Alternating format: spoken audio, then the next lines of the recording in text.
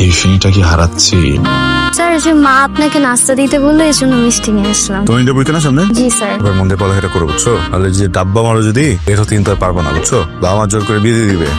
আমি তো আসলে এটাই চাই স্যার। বাল্য বিবাহ করতে চাও? বাল্য বিবাহ কিনা চাই না, আপনার মতো হ্যান্ডসাম ছেলে হলে আমার বাল্য বিবাহ করতে কোনো সমস্যা নেই।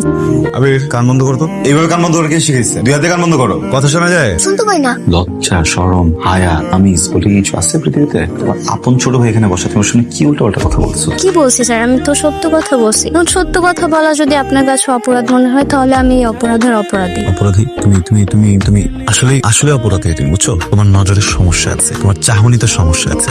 তুমি যেভাবে তাকাও, যেভাবে তুমি দৃষ্টি দাও, এটা তো দৃষ্টি না, এটা কুদৃষ্টি হয়ে যায়, বুঝতে পারছো? স্যার আপনি শুধু আমার চাহনি আর নজরটাই দেখলেন, আমার মনটা কিন্তু একবারও দেখলেন না। মাঝে মাঝে আমার কি মনে হয় স্যার জানেন, আমার মনটা খুলে আপনার পরের টেবিলের সামনে রেখে দিই। আমার মনে আপনি দেখতে পাবেন শুধু আপনার নাম, আপনি ছাড়া আর কোনো ছেলে। স্টুডেন্টরা না বই খুলে দেয়, খাতা খুলে দেয়, এটা কোন ধরনের আছে? এটা কথা বলছি তুমি একটা স্টুডেন্ট, তুমি বই খুলে দেখাও, খাতা খুলে দেখাও, কোথায় প্রবলেম আমাকে বলো। আমি তো টিচার মানুষ, আমি তো ওগুলো দেখাবো। স্যার আমি মনের খাতা খুলে আপনাকে দেখি। এগুলো পড়ার টেবিলে বলার কথা না, এগুলো আমার মতো একজন শিক্ষকের সাথে বলার কথা না। ওর নিয়ত ঠিক করতে হবে। স্যার বিয়ে করার নিয়ত কি খারাপ? অবশ্যই খারাপ না, সেটার সময় থাকে, সেটার জন্য উপযোগ্য পাত্র দরকার হয়। হ্যাঁ, তুমি যে জায়গায় এটা চেষ্টা করছো, যে যেসব কথা বলছো, এটা খারাপ। স্যার আপনি তো আমার উপযুক্ত পাত্র।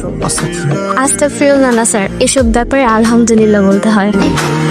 কোন ব্যাপারে? বিয়ের ব্যাপারে নাউজুবিল্লাহ। নাউজুবিল্লাহ না স্যার, আলহামদুলিল্লাহ বলবো। এই কাঞ্চন, বাচ্চা যদি থাকে ওর সামনে বলো তো, তুমি কি বলছো আমাকে বলো, বলো আপনার ছেলের সামনে বলো। এই তুই তো জানিস যে তোর স্যারকে আমি পছন্দ করি, তো বল না যে তোর স্যারকে আমার জামাই হিসেবে কেমন লাগবে। ফার্স্ট ক্লাস দেখছেন স্যার, শুধু আপনি রাজি হচ্ছেন না স্যার। আলহামদুলিল্লাহ বলে দেন 3 বার। যাও এখান থেকে, তুমি যাও। স্যার 3 বার আমি তোমার আমার সাথে কথা বলবো। স্যার এখনই বল। তুমি কি চাও আমি ওকে পড়াই নাকি আমি চলে যাই? জি স্যার আমি তো চাই আপনি সারা জীবন এই বাসায় থাকেন।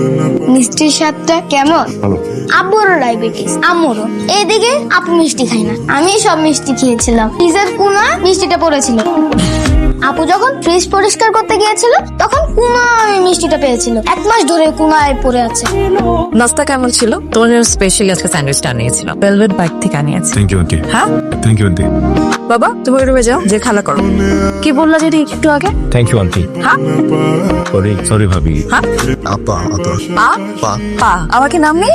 আছে তো, তো আমাদের মা। আমার বয়স কি খুব বেশি মনে হয় তোমার? আর্লি ম্যারেজ হয়েছে? এদিকে দেখে বুঝে যায় 13-14 বছর বয়সে বাল্য বিবাহ হয়েছে। না না না না 13-14 না, 16তে, এক্স্যাক্টলি 16তে বিয়ে করেছিলাম।